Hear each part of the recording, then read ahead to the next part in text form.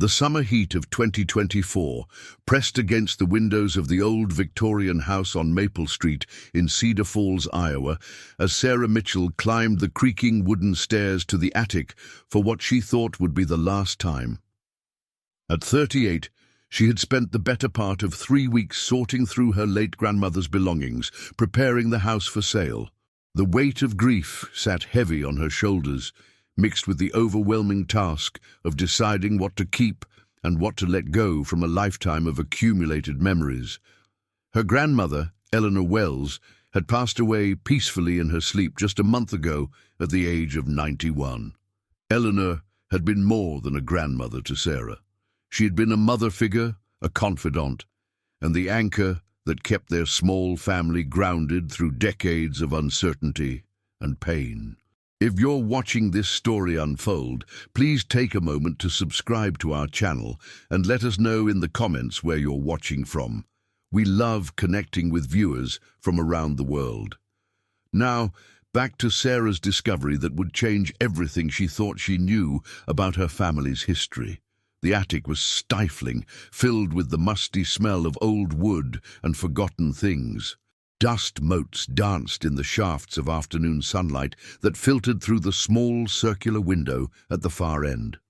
Sarah had been methodically working her way through boxes of Christmas decorations, old photographs, and clothing that hadn't been worn in decades. Most of it would go to charity, but she carefully set aside items that held special meaning. Her grandfather's military medals, her grandmother's wedding dress, family photos that told the story of generations. It was while moving a heavy wooden trunk that she noticed something odd about the floorboards beneath it.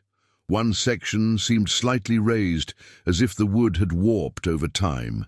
Curious, Sarah knelt down and ran her fingers along the edges. What she discovered made her heart race. The boards weren't warped at all. They were loose, forming a makeshift hiding place that had been concealed for decades. With trembling hands, she carefully pried up the boards, revealing a small cavity in the floor. Inside was a metal lockbox, about the size of a shoebox, its surface dulled with age and covered in a fine layer of dust. The weight of it surprised her as she lifted it out. There was no key, but the lock looked old enough that it might have weakened over time. Sarah's mind raced with possibilities.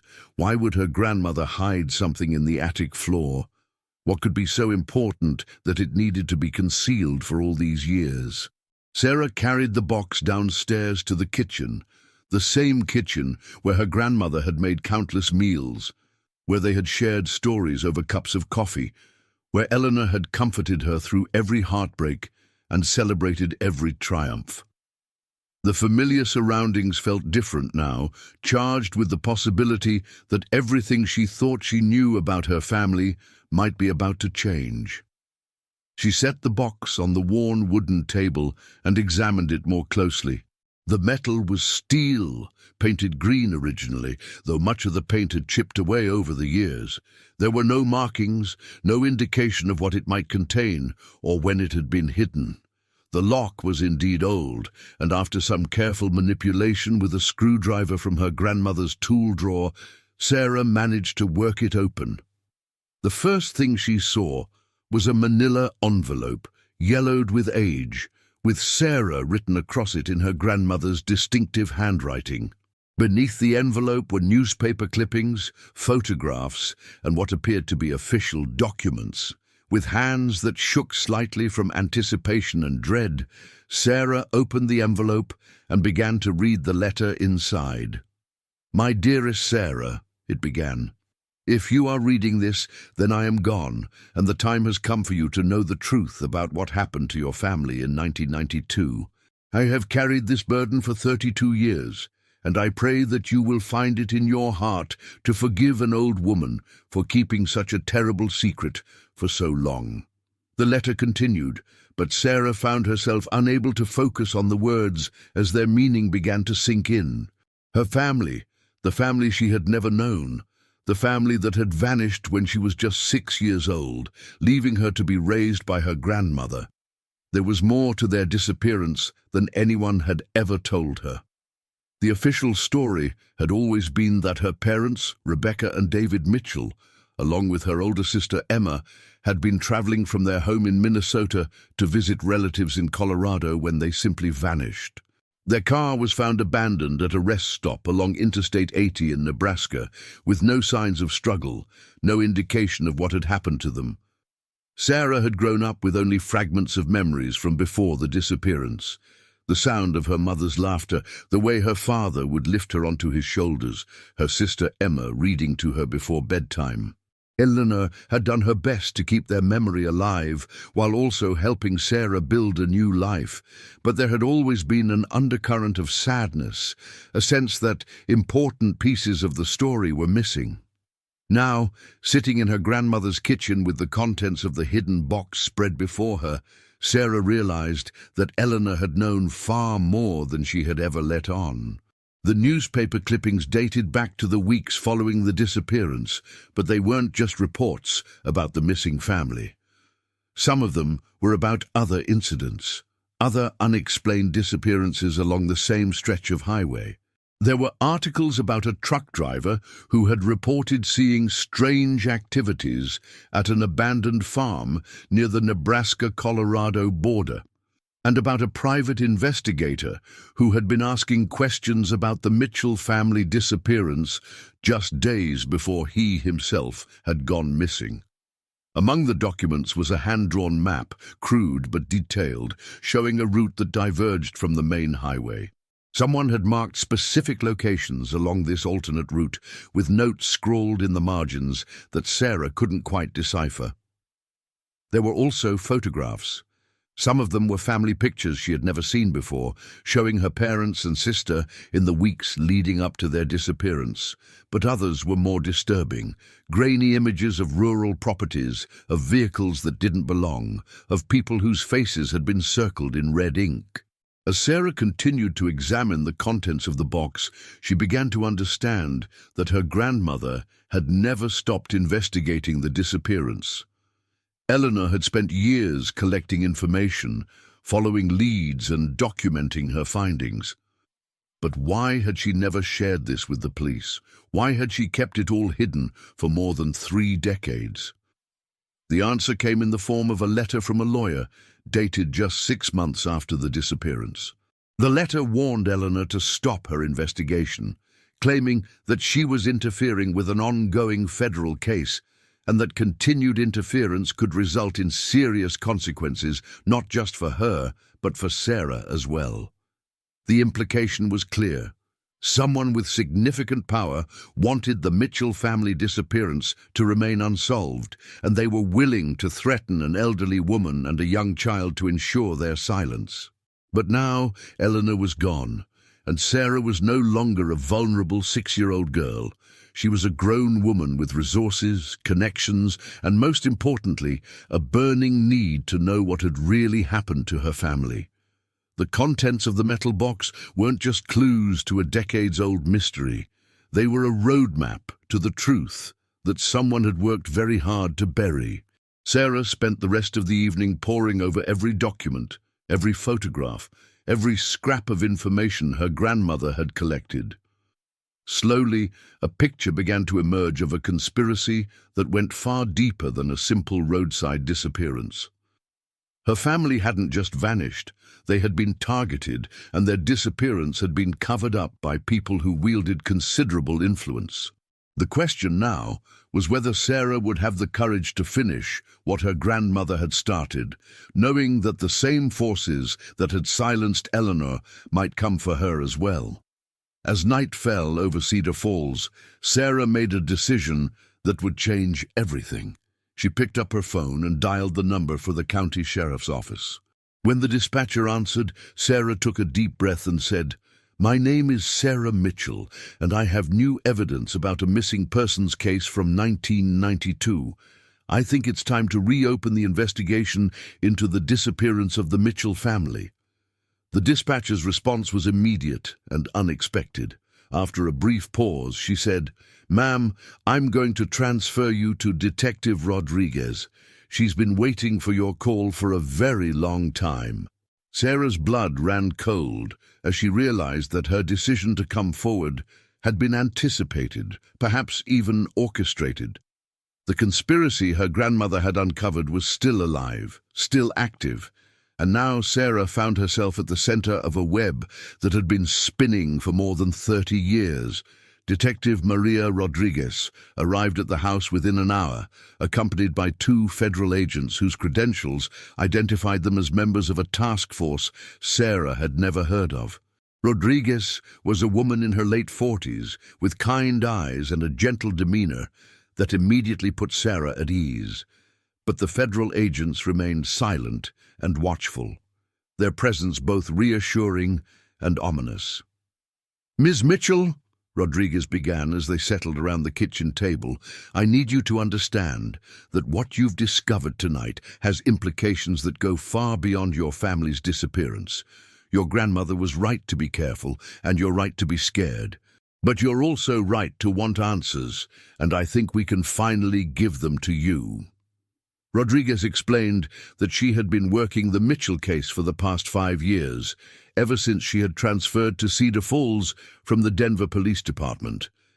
She had been investigating a series of disappearances along Interstate 80 that dated back to the early 1990s, and the Mitchell family was just one piece of a much larger puzzle.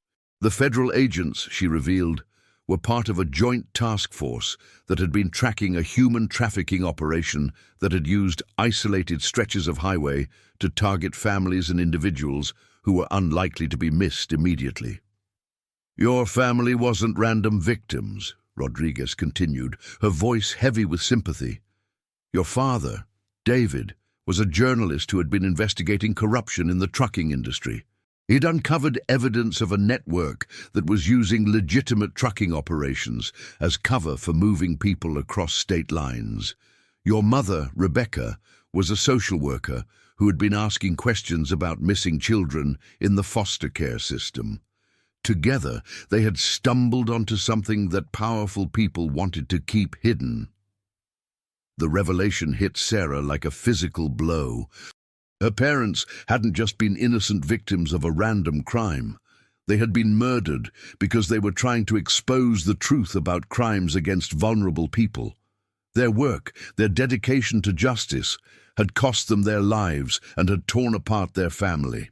But it also meant that their disappearance was part of a larger pattern, and that there might still be hope of finding answers, even after all these years. Rodriguez spread out a series of maps and photographs on the table, showing the locations where various disappearances had occurred over the past 3 decades. The pattern was clear once you knew what to look for. Families and individuals would vanish from rest stops and truck stops along specific routes, always in areas with limited surveillance and spotty cell phone coverage. The abandoned vehicles were usually found within a few hours, but by then, the victims had disappeared without a trace. "We believe your family was taken to a facility somewhere in the Colorado Rockies," Rodriguez explained, pointing to an area on the map that had been circled in red. "We've identified several properties that were owned by shell companies connected to the trafficking network, but most of them have been abandoned for years. The challenge is that these operations were highly mobile. They would use a location for a few months or maybe a year, then move on before law enforcement could catch up with them." Sarah stared at the map, trying to process the enormity of what she was being told. Her family might have been held captive for weeks or even months before they were killed, or worse, they might have been sold into slavery and could theoretically still be alive somewhere. The uncertainty was almost more painful than the knowledge that they were dead would have been. One of the federal agents, who had introduced himself only as Agent Thompson, finally spoke up. "Ms. Mitchell, I want you to understand that reopening this investigation puts you at considerable risk. The people responsible for your family's disappearance may no longer be active in trafficking, but they still have a lot to lose if this case is solved. They've already killed to protect their secrets, and they won't hesitate to do so again." Rodriguez shot Thompson a sharp look before turning back to Sarah. "That's why we've been waiting for you to come forward on your own. We needed someone with a legitimate connection to the case, someone who couldn't be dismissed as a conspiracy theorist or an overzealous law enforcement officer. Your grandmother understood this. That's why she collected all this evidence, but never acted on it herself. She was protecting you until you were old enough and strong enough to handle the truth." Sarah felt a wave of emotion wash over her as she realized the sacrifice her grandmother had made. Eleanor had lived with the knowledge of what had happened to her family for more than 30 years, carrying that burden alone so that Sarah could have a chance at a normal life. But now it was Sarah's turn to carry that burden and to make the choice about whether to pursue justice for her family, regardless of the personal cost. "What happens next?" Sarah asked, surprised by the steadiness of her own voice. Rodriguez leaned forward, her expression serious but hopeful. "We follow the evidence wherever it leads. We've been building a case for years, but we've been missing the human element, someone who can speak for the victims, someone who can help us understand what the Mitchell family discovered that made them such a threat. With your permission, we'd like to examine everything in that metal box, and we'd like you to help us piece together your parents' investigation." Sarah looked around the kitchen one more time, thinking about all the conversations she had shared with her grandmother in this room, all the times Eleanor had deflected her questions about the family she had lost. Now she understood that every evasion, every change of subject, had been an act of love designed to protect her from a truth that could have destroyed her. But Sarah was no longer a child who needed protection. She was a woman who deserved answers, and who had the power to help other families find the closure that had been denied to her for so long. "Where do we start?" she asked. And with those 3 words, Sarah Mitchell began a journey that would take her from the quiet streets of Cedar Falls to the darkest corners of a conspiracy that had been hiding in plain sight for more than 3 decades. The metal box her grandmother had hidden in the attic was just the beginning. The real investigation was about to begin, and Sarah was determined to see it through to the end, no matter what dangers lay ahead. The next morning brought a flurry of activity that transformed Eleanor's quiet house into an impromptu command center. Rodriguez arrived early with a team of forensic specialists who carefully catalogued and photographed every item from the metal box. Each document was scanned and entered into a database that connected to investigations spanning multiple states and decades. Sarah watched as strangers in latex gloves handled the precious artifacts of her grandmother's secret investigation, feeling both relieved that the burden was finally being shared and anxious about what they might discover. Agent Thompson had been replaced by Agent Sarah Kim, a younger woman whose specialty was cold cases involving organized crime.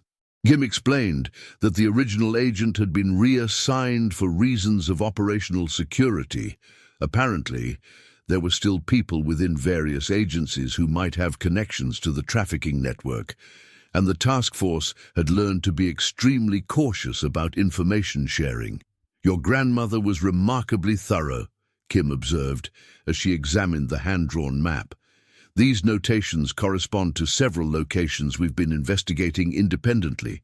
She managed to identify patterns that our computers missed because she was looking at this from a personal perspective, not just as data points." Rodriguez spread out a timeline she had been constructing, showing the Mitchell family's movements in the weeks before their disappearance. Using Eleanor's notes and cross-referencing them with new information from the task force database, a clearer picture was emerging of why the family had been targeted. David Mitchell hadn't just been investigating corruption in the trucking industry. He had been specifically looking into a company called Mountain States Transport, which had contracts with several government agencies to move cargo across the western United States. Mountain States Transport was a front, Rodriguez explained, pointing to a series of financial documents Eleanor had somehow obtained. On the surface, they were a legitimate business, moving everything from construction materials to agricultural products. But they were also moving people, children who had aged out of the foster care system, undocumented immigrants who had no family to report them missing, runaways from across the country who thought they were getting help, but instead disappeared forever. Sarah studied the timeline, noting how her parents' investigation had accelerated in the weeks before their planned road trip to Colorado. According to Eleanor's notes, David had been preparing to meet with a whistleblower from Mountain States Transport, someone who claimed to have evidence of the trafficking operation. The meeting was supposed to take place in Denver, which explained why the family had been traveling through Nebraska on their way to Colorado. But they never made it to Denver, Sarah observed. No, Rodriguez confirmed. We believe they were intercepted at that rest stop in Nebraska. Someone knew about the planned meeting and acted to prevent it from happening. The question is how they knew, whether there was a leak from David's newspaper, from the whistleblower's end, or from somewhere else entirely. Kim pulled out a folder containing surveillance photos that had been taken at the rest stop where the Mitchell family's car was found. The images were grainy and taken from a distance, but they showed several vehicles that had no legitimate reason to be at that location at that time of day. One was a Mountain States transport truck, despite the fact that the rest stop wasn't on any of their documented routes. We've been trying to identify the people in these photos for 5 years, Kim said. But the resolution is too poor, and most of them are wearing hats or sunglasses that obscure their faces. We've enhanced them as much as possible, but we still can't make positive identifications. Sarah examined the photos carefully, looking for anything that might seem familiar. Most of the people were indeed difficult to make out, but one figure in the background caught her attention. It was a woman, probably in her 30s, with dark hair pulled back in a ponytail. Something about her posture, the way she held herself, seemed familiar, though Sarah couldn't place where she might have seen her before. "Can you enhance this section?" Sarah asked, pointing to the woman in the background. Kim worked with the photo for several minutes, using computer software to isolate and clarify the image.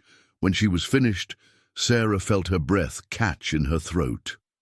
The woman in the photo was someone she recognized, though it took her a moment to understand why. "That's Janet Carver," Sarah said quietly. "She worked at the elementary school I attended after my family disappeared. She was the guidance counselor who helped me adjust to living with my grandmother." The silence in the room was deafening as the implications of Sarah's identification sank in. Rodriguez and Kim exchanged glances that conveyed years of experience with cases where nothing was quite what it seemed. "You're certain?" Rodriguez asked. Sarah nodded, though her mind was reeling.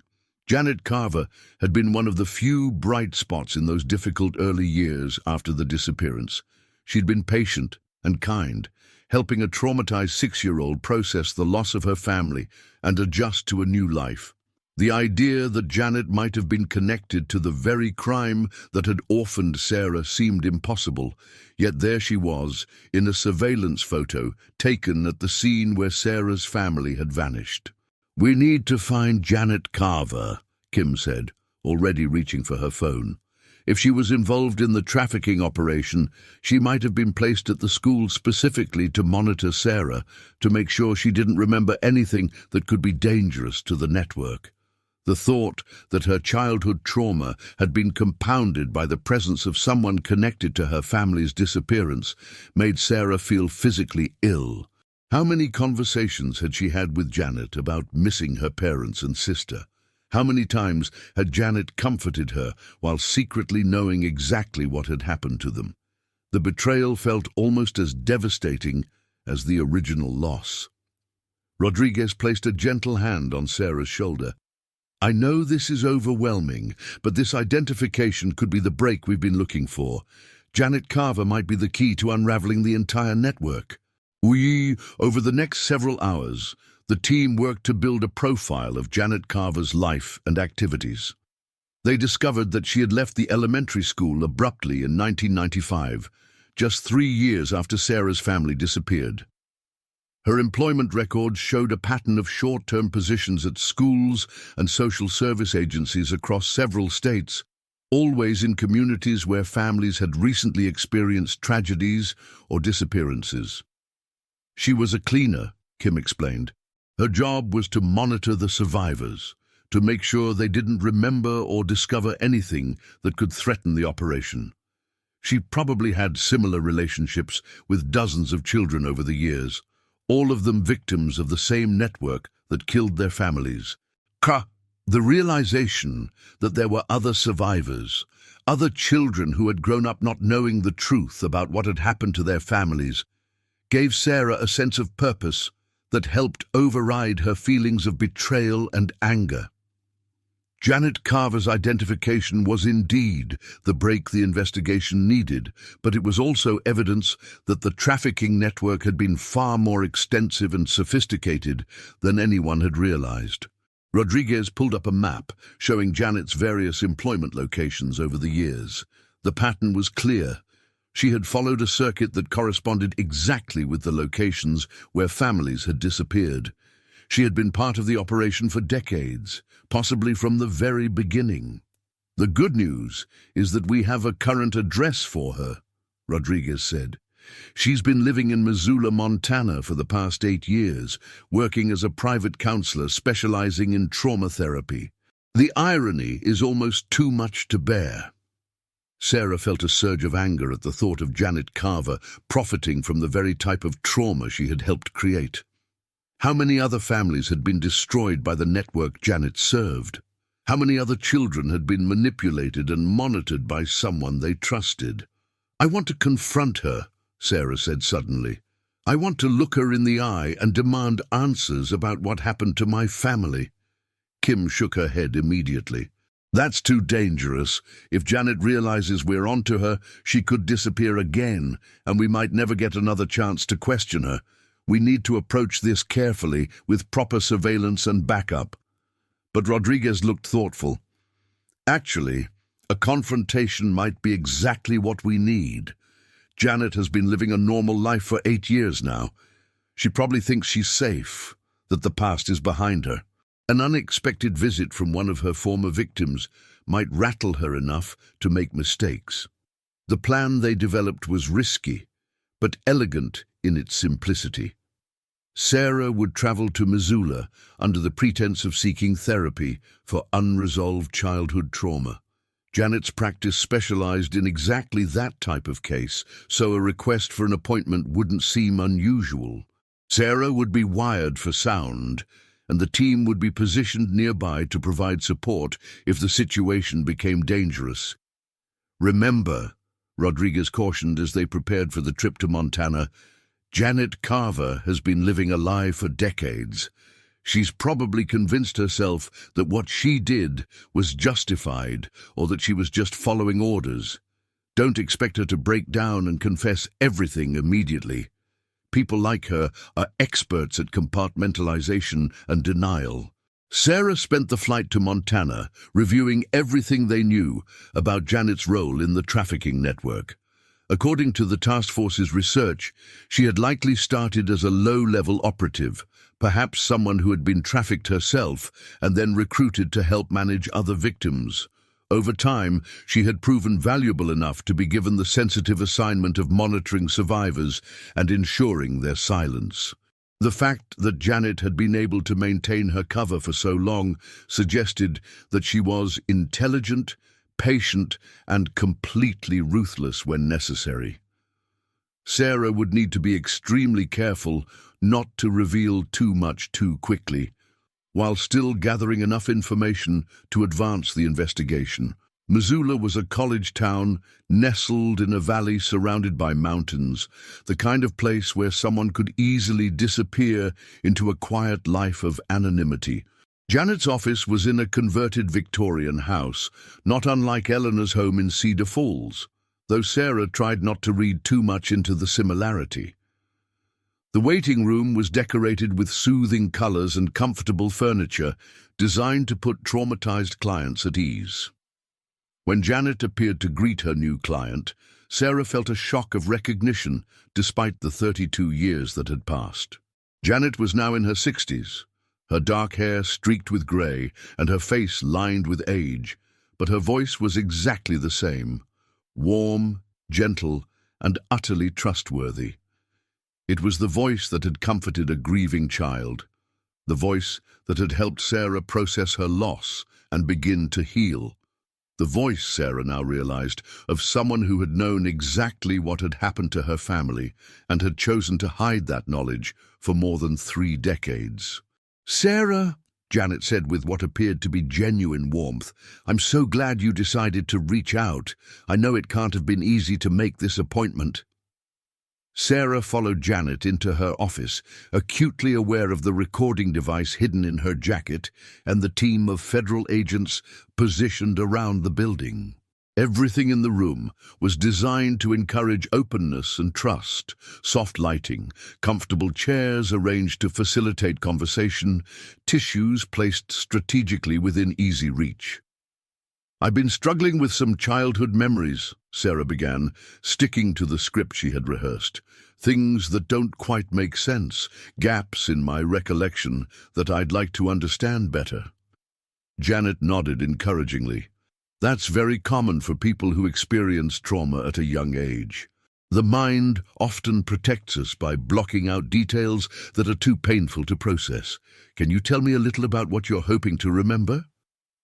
Sarah took a deep breath, knowing that her next words would determine the direction of everything that followed.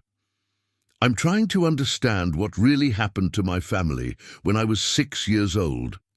My parents and sister disappeared during a road trip in 1992, and I was told they simply vanished without a trace. But I'm beginning to think there's more to the story than I was told." For just a moment, something flickered across Janet's face, surprise perhaps, or recognition. But she recovered quickly, maintaining her professional demeanor as she made notes on her legal pad. "That must have been incredibly traumatic," Janet said carefully. "It's understandable that you'd want answers, even after all these years. What specifically makes you think there might be more to the story?" Sarah watched Janet's face carefully as she continued. "I recently found some documents that my grandmother had hidden away. Evidence that suggests my family's disappearance wasn't random, that they might have been targeted because of something my father was investigating." This time, the reaction was unmistakable. Janet's hand tightened around her pen, and she shifted slightly in her chair.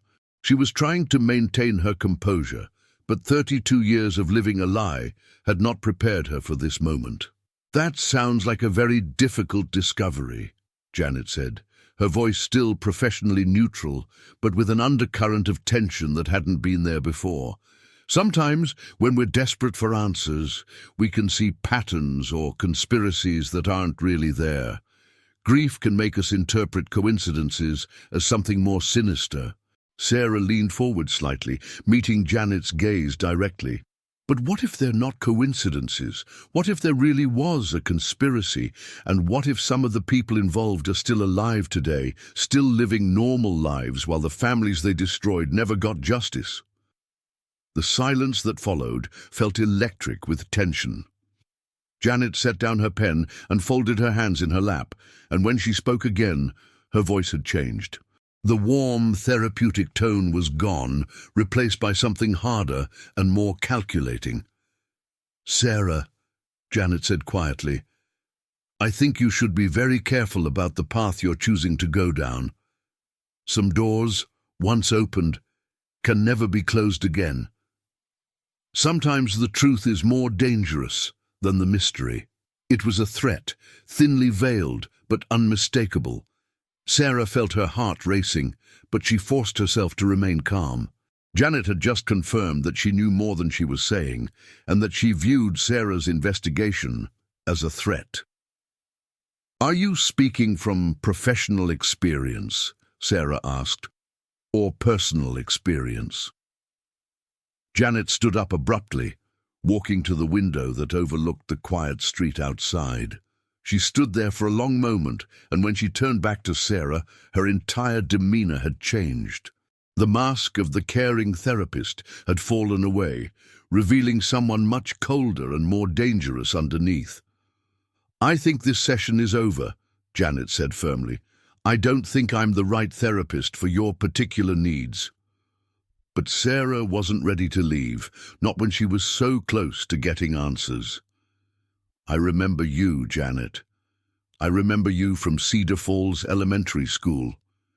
You helped me after my family disappeared. What are the odds that 32 years later I would randomly choose you as my therapist?" Janet's face went pale, and for a moment she looked every one of her 60-plus years.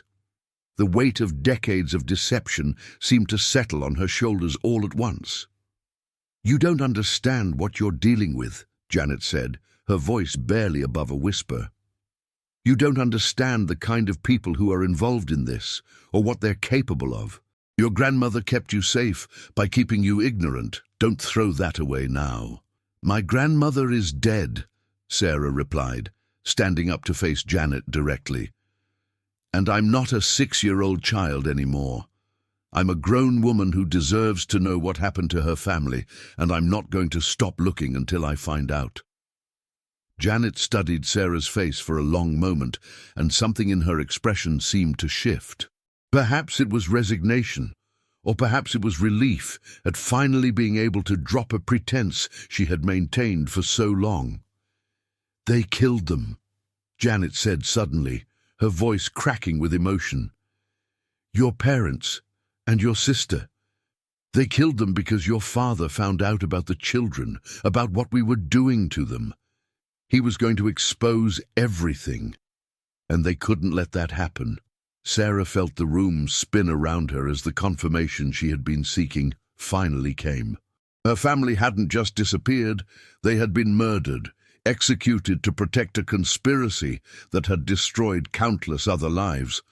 The grief she had carried for 32 years suddenly felt both validated and infinitely heavier. "Where?" Sarah managed to ask. "Where did they kill them?" Janet walked back to her desk and sat down heavily, looking older and more fragile than she had just moments before. "There was a facility in Colorado, hidden in the mountains where no one would ever think to look. That's where they took the families who got too close to the truth. That's where your family died." The words hung in the air between them, final and devastating. Sarah felt tears streaming down her face, but she also felt a strange sense of relief. After more than 3 decades of uncertainty, she finally knew what had happened to the people she loved most in the world. "Why?" Sarah asked. "Why did you help them? Why did you spend years watching me grieve for people you knew were dead?" Janet was quiet for a long time before she answered. "Because I was a coward," she said finally. "Because I was more afraid of them than I was ashamed of what I was doing. Because by the time I realized how wrong it all was, I was in too deep to get out." She looked up at Sarah with eyes full of tears and regret. "But I tried to protect you, in whatever small ways I could. I made sure you were placed with a loving grandmother. I monitored your adjustment to make sure you were healing properly. It wasn't much, but it was all I could do." Sarah felt a complex mix of emotions, anger at Janet's betrayal, but also a strange gratitude for the care she had shown, however twisted its origins. Janet had been complicit in the murder of Sarah's family, but she had also been one of the few stable figures in Sarah's childhood. "The facility in Colorado," Sarah said, wiping her eyes. "Is it still there?" Janet shook her head. "It was shut down years ago when the heat got too intense. The whole operation moved overseas to countries where it's easier to hide and harder to investigate. The people who ran it have been living quietly ever since, probably convinced that they're safe." "But they're not safe," Sarah said with growing determination. "Not anymore, because I'm going to make sure they pay for what they did." Janet looked at her with something that might have been admiration. "You look just like your mother when you say that. Rebecca had that same fire, that same determination to fight for what was right. It's what got her killed, but it's also what made her a hero. For the first time since entering Janet's office, Sarah smiled. Her mother had been a hero, fighting against injustice even when it cost her everything. Now it was Sarah's turn to carry on that fight, to finish what her parents had started, and to ensure that their deaths hadn't been in vain. "I need details," Sarah said. "Names, locations, anything you can remember about the people who were involved. The FBI is working this case now, and they're going to need everything you can give them." Janet looked surprised. "The FBI? How did you—" Then understanding dawned on her face. "You're wearing a wire, aren't you? This whole thing was a setup." Sarah nodded, no longer seeing any reason to hide the truth. "There's a task force that's been investigating this network for years. They've been waiting for someone like me to come forward, someone with a personal connection who could help them break the case open." Janet laughed bitterly. "Then I guess this conversation is over. You've got what you came for." She started to stand up, but Sarah held up a hand to stop her. "Actually, I think this conversation is just beginning. You said yourself that you've been living with this guilt for decades. Here's your chance to finally do something right, to help us bring justice for all the families that were destroyed." Janet sat back down, her shoulders sagging with the weight of years of suppressed guilt and fear. "You don't understand. Even if I wanted to help, most of the people involved are either dead or disappeared. The few who are still alive have too much power, too many connections. They'll never see the inside of a courtroom. Let us worry about that," Sarah said firmly. "Right now, I just need you to tell me everything you know. Start with the facility in Colorado. I want to know exactly where it was, who ran it, and what happened to the families who were taken there." Janet was quiet for a long moment, and Sarah could see her struggling with decades of ingrained fear and loyalty to the organization that had controlled her life. But finally, she began to speak, and what she said would provide the missing pieces that the task force needed to finally bring down a network that had been operating in the shadows for more than 30 years. "The facility was called Mountain View Ranch," Janet began, her voice steady but filled with pain. "It was about 40 miles west of Denver, hidden in a valley that you couldn't see from any of the main roads. From the outside, it looked like a legitimate rehabilitation center for troubled youth, but the children who went there never came out." As Janet continued her confession, Sarah felt a mixture of horror and satisfaction. The horror came from learning the full extent of what her family had suffered, the systematic brutality of an operation that had destroyed hundreds of lives over the course of decades. But the satisfaction came from knowing that their sacrifice would finally lead to justice, that the network responsible for so much suffering was about to be exposed and destroyed. The conversation continued for over 2 hours, with Janet providing details about the operation's structure, its key players, and its methods. By the time it was over, Sarah had enough information to help the task force locate other survivors, identify the perpetrators who were still alive, and begin the process of building cases that could finally bring them to trial. When Sarah finally left Janet's office, she carried with her not just the answers she had been seeking for 32 years, but also the knowledge that her family's story was part of something much larger.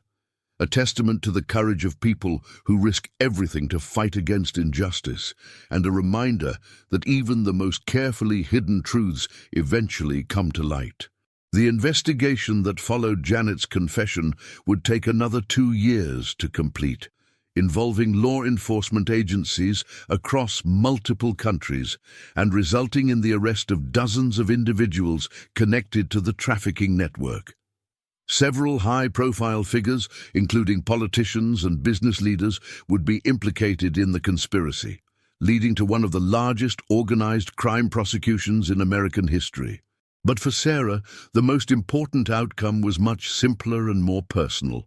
In the spring of 2026, she stood at a small memorial service in the mountains of Colorado, finally able to say goodbye to the family she had lost so many years ago. The Mountain View Ranch facility had been torn down decades earlier, but the task force had located the graves of many of the victims, including Rebecca, David, and Emma Mitchell. As Sarah placed flowers on the simple marker that bore her family's names, she thought about her grandmother Eleanor, who had carried the burden of knowledge for so many years in order to protect her. She thought about Janet Carver, who was now serving a reduced sentence in exchange for her cooperation with the investigation. And she thought about all the other families who had been destroyed by the network, many of whom would finally receive the closure they deserved. The metal box that Eleanor had hidden in her attic had contained more than just documents and photographs. It had contained the seeds of justice that had finally grown into something powerful enough to bring down a conspiracy that had seemed untouchable for decades. Sarah's decision to open that box and pursue the truth had cost her the comfort of ignorance, but it had given her something far more valuable, the knowledge that her family had died fighting for what was right and that their fight had not been in vain. As the sun set over the Colorado mountains, Sarah made a promise to the family she had never forgotten and would finally be able to remember properly. She would continue their work, using her experience and the platform her story had given her to fight against injustice wherever she found it. The Mitchell family's disappearance in 1992 had been a tragedy that destroyed one family. But their discovery in 2024 had become a victory that would protect countless others. The metal box was empty now, its secrets finally revealed and its purpose fulfilled. But the legacy it had preserved, the memory of a family who died fighting for justice, would live on in the work that Sarah would do in their honor, ensuring that their sacrifice had meaning and that their story would never be forgotten.